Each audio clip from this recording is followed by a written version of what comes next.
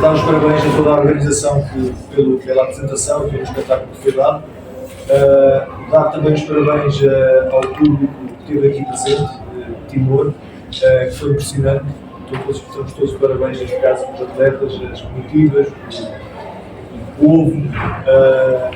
Relativamente ao jogo, foi um jogo extremamente difícil. A adaptação ao clima talvez tenha alguma influência, o estado do relva é um pouco irregular e houve uma dificuldade à nossa forma e ao nosso estado de jogar futebol. A maior parte destes jogadores também vêm de férias, não tiveram treinos e nota-se muito cansaço e por vezes até ultrapassa o cansaço e temos em perigo o jogador. Temos que conseguir gerir, porque ainda faltam alguns jogos. Agora acho que estamos todos parabéns. Penso que o resultado do empate seria o resultado justo.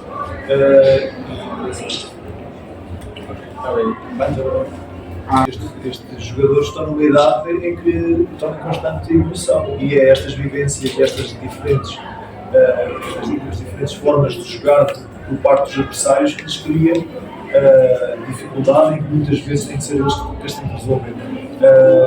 Isto foi uma experiência, vai continuar a ser uma experiência boa para eles, porque quem vai evoluir é certamente os jogadores, neste caso de Portugal e de Timor. Qual a sua avaliação sobre Já disse, gostei muito da equipa, tem uma grande atitude. Não sei se treinam, se não treinam. Os nossos vêm de uma paragem do campeonato e ainda não começaram a próxima época.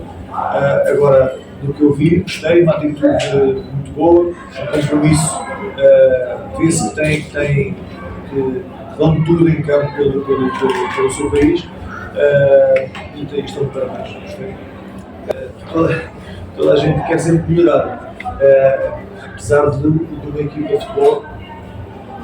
Por vezes é um processo que nunca está acabado. Aconteceram algumas decisões menos boas que criam-nos a nós problemas e o Timor podia ter feito um golo ou dois.